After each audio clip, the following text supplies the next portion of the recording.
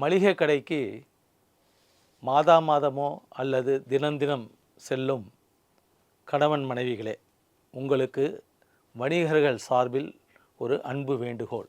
தற்போது இந்தியா முன்னேற்றத்தை கண்டு வருகிறது. இந்த முன்னேற்றம் பெரும் கண்ணுறுத்தலாக சைனா போன்ற நாடுகளுக்கு உள்ளது. இப்போ இந்த நாடு துரிதமாக நல்ல முன்னேற்றம் கண்டு வருவதை பார்த்து பொறாமை கொண்ட சில நாடுகள் இந்த நாட்டுடைய முன்னேற்றத்தை எவ்வாறு தடை செய்வது அல்லது இந்த வேகத்தில் போகாமல் எப்படி அந்த வேகத்தை குறைக்கிறது அப்படிங்கிற ஒரு திட்டத்துடைய வெளிப்பாடாக என்னென்ன விஷயங்களில் ஈடுபடுறாங்க அப்படின்னு பார்த்தீங்கன்னாக்க, நிறைய நீங்கள் பேப்பரில் பார்த்துருப்பீங்க. ஸ்கூல் அருகில் போதைப் பொருட்கள் விற்பனை நடக்கிறது. இது இந்தியா முழுக்க நடக்குது. இதுக்கு முன்னாடியெல்லாம் அந்த அளவு இல்லாமல் இப்போது இந்த அளவு அதிகமாக தெரியுது. அடிக்கடி பேப்பரில் வருது, அடிக்கடி நம்ம கேள்விப்படுறோம். நமக்கு தெரிஞ்ச வீடுகள்லேயே சின்ன வயசுலேயே குழந்தைங்க போதைக்கு அடிமையாகி மாட்டிக்கிறாங்க. அந்த மாதிரி மாட்டின எந்த குழந்தையாலும் போதையிலேருந்து வெளியிலேயே வர முடியாமல் அவங்க வாழ்க்கை நாசமாக போயிடுது. அதுபோல் எந்த குழந்தையாவது போதைக்கு பழக்கத்துக்கு அடிமை ஆயிடுச்சுனாக்க அந்த குடும்பத்துடைய பொருளாதார முன்னேற்றமே நடக்காது, பின்னேற்றம் தான் ரொம்ப நடக்கும். ஏனால் குழந்தைங்களை விடவும் முடியாது, காப்பாற்றி ஆகணும்னு சொல்லி எல்லா முயற்சிகளும் செய்வாங்க பெற்றோர்கள். அப்போது இந்த நாட்டுடைய முன்னேற்றத்தை தடுக்கிறதுக்கு இளைஞர் சமுதாயத்தை கெடுத்தால் நல்லா படித்து வரக்கூடிய எண்ணிக்கை உள்ள நபர்கள் குறைஞ்சி போவாங்க. அப்போ இந்த நாடோடைய முன்னேற்றத்தை ஓரளவுக்கு பெருளவுக்கு குறைக்க முடியும். ஓரளவு இல்லை, பெரும் அளவுக்கே குறைக்க முடியும். அப்படிங்கிற மாதிரி இந்த நாட்டுடைய முதுகெலும்பு அப்படின்னு பார்த்தீங்கன்னாக்க 4-5 பெரும் தொழில்களில் இருக்குது. ஐடி செக்டார் பார்த்திங்கன்னா இன்றைய காலகட்டத்தில் ஒரு 50% வருமானத்தை இந்த நாட்டுக்கு தருது. அதுபோல் இந்த மளிகை கடை வியாபாரம் என்பது கிட்டத்தட்ட 12-15% பொருளாதாரத்திற்கு வித்திடுகிறது. இதை யார் செய்கிறாங்க அப்படின்னு பார்த்தீங்கன்னாக்க, ஒரு 8 கோடி வணிகர்கள் இந்தியாவில் செய்கிறாங்க. இதில் 2 கோடி வணிகர்கள் கிரானா, மளிகை கடை, பெட்டிக்கடை போன்ற கடைகளை நடத்தி செய்கிறாங்க. நாடு முழுவதும் நான் சொல்கிறேன். அது மட்டும் இல்லாமல் இந்த 2 கோடி வணிகர்கள் சேர்ந்து இந்த நாட்டில் இந்த மளிகை வியாபாரம் மட்டும், நான் மளிகை வியாபாரம்னு சொல்லும்பொழுது ஒரு புளி மிளகா அதெல்லாம் நான் சொல்லலை. ஒரு மூட்டையில் சக்கரை விற்கிறது, இல்லை லூஸில் எண்ணெய் விற்கிறது, அதெல்லாம் சேர்க்காமல் சொல்கிறேன். வெறும் பேக்கெட் வியாபாரம். இதிலெல்லாம் கம்பெனிலேருந்து வர பொருட்கள் அதில் விலை குறிப்பிட்டிருக்கு, 100 ரூபான்னு குறிப்பிட்டிருக்கு, இல்லை 50 ரூபான்னு குறிப்பிட்டிருக்கு, 10 ரூபான்னு குறிப்பிட்டிருக்கு பிஸ்கெட், அந்த மாதிரி பொருட்கள் மட்டும் சொல்கிறேன். அந்த மாதிரி பொருட்களுடைய டர்ன் ஓவர் பார்த்திங்கன்னா 10 லட்சம் கோடி. யார் பண்ணுறாங்க? 2 கோடி வணிகர்கள் தான் இதை பண்ணுறாங்க. இப்போது இந்த 10 லட்சம் கோடி வணிகம் இன்னும் அதிகரித்து போயிட்டே இருக்குது. அந்த அளவு இந்த நாட்டுடைய முன்னேற்றம் இருக்கிற காரணத்தினால மக்களால் செலவிடக்கூடிய தன்மை அதிகரிச்சிருக்கு. இல்லைன்னா ஒரு வீட்டில் கணவன் மனைவி 2 பேருமே வேலைக்கு போகிறாங்க. அப்போது இந்த மாதிரி பொருட்களை பேக்கடு ஃபுட்ஸை வாங்கி அவங்களுடைய வாழ்வாதாரத்தை நகர்த்தின் போகிறதுக்கு அது தேவைப்படுது. அதனால் இந்த நாட்டுடைய இதை நுகர்பொருள் வணிகம்னு சொல்லுவோம். அந்த வணிகம் நன்றாக மிகவும் மிகவும் தொடர்ந்து அதிகரிச்சுக்கிட்டே போயிட்டுருக்கு.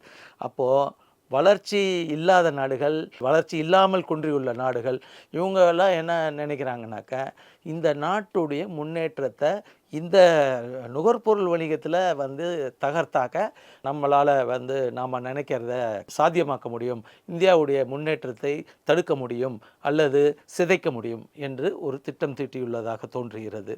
குறிப்பாக சீனா போன்ற நிறுவனங்கள்.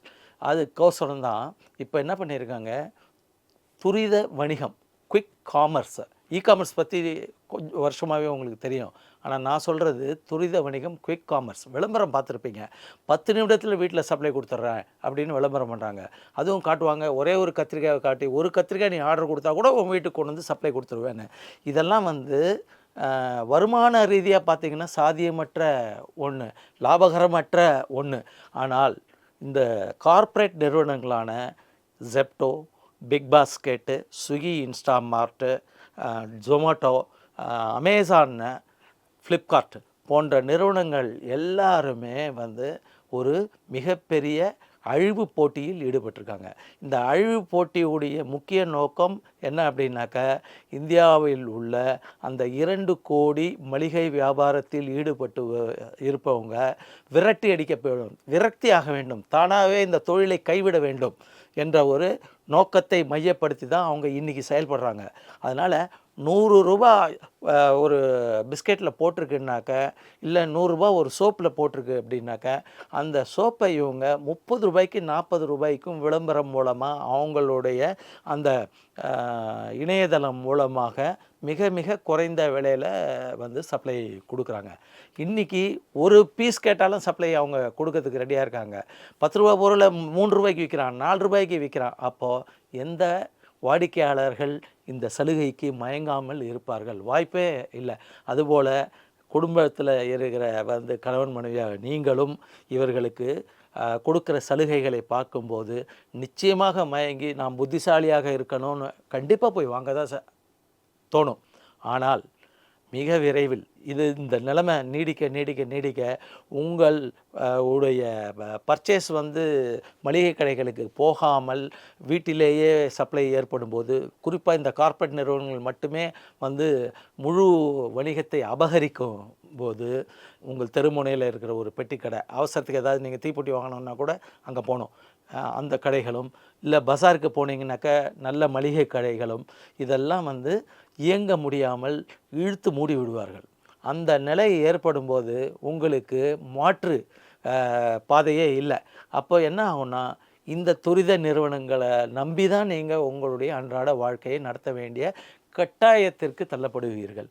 அந்த மாதிரி தள்ளப்படும்போது அந்த நிறுவனங்கள் குறிப்பு விலையில் ரூ. 100 போட்டுக்கிற பொருளை ரூ. 100 தான் விற்பேன் அப்படின்னு சொல்லி போடுவாங்க. ஏன்னா நீங்கள் பேச முடியாது, அவங்களோட பேரம் பேச முடியாது. ரூ. 100 போட்டிருந்தா ரூ. 100 தான் நீங்கள் வாங்கணும். அதை தவிர உன் வீட்டுக்கு கொண்டு வந்து கொடுக்கணுன்னா ஒரு ரூ. 20 வந்து சார்ஜ் போடுவேன் அப்படின்னு சொல்லலாம். இல்லை ரூ. 100 பொருளுக்கு ரூ. 50 சார்ஜுன்னு கூட சொல்லலாம். அன்றைக்கி உங்களுக்கு வேறு வழி இல்லைன்னா வாங்கி தான் ஆகணும். இந்த மாதிரியான சூழல் ஏற்படும்போது நம்ம நாட்டுடைய பொருளாதார முன்னேற்றம் வந்து அடிவாங்கிறது. 8,00,00,000 வணிக குடும்பங்களுடைய வாழ்வாதாரம் பறிபோகிறது. உங்களுக்கும் இன்றைக்கி சலுகையை கொடுத்துட்டு, இன்றைக்கி நீங்கள் வந்து ஒரு ரூ. 1000 மிச்சம்னு நினச்சிட்டு, நாளைக்கு ரூ. 10,000 உங்கள் கையிலேருந்து உங்கள் பேக்கெட்லேருந்து அவன் பிக் பேக்கெட் அடிக்கிற மாதிரி பிடுங்கிட்டு போவான் தெரிஞ்சே. ஆனால் நம்மளால் ஒன்றும் செய்ய முடியாத நிர்கதியில் நிற்க வேண்டிய ஒரு நிலை ஏற்படும். இதை அரசாங்கத்திற்கு நாங்கள் தெரியப்படுத்திக்கிட்டு இருக்கோம். வந்து இது மூலமாக அரசாங்கம் ஒரு துரித முடிவு எடுத்து இது போன்ற மளிகை கடைகளும் அழிந்து விடாமல், இந்த கார்ப்பரேட் நிறுவனங்களும் வந்து எவ்வித பாதிப்புகளும் மளிகை கடைகளுக்கு கொடுக்காமல் தாங்களும் வளர்ந்து இந்த சமுதாயத்தையும் இந்த வணிகத்தையும் வளர்க்கக்கூடிய ஒரு நல்ல திட்டத்தை அரசால் தான் உருவாக்க முடியும், மத்திய அரசால் தான் உருவாக்க முடியும். அதனால் அவர்கள் இதில் ஈடுபட வேண்டும் என்று எங்களால் முடிந்த அளவு இந்த விவரங்களை மத்திய அரசிற்கு சமர்ப்பித்து கொண்டிருக்கிறோம்.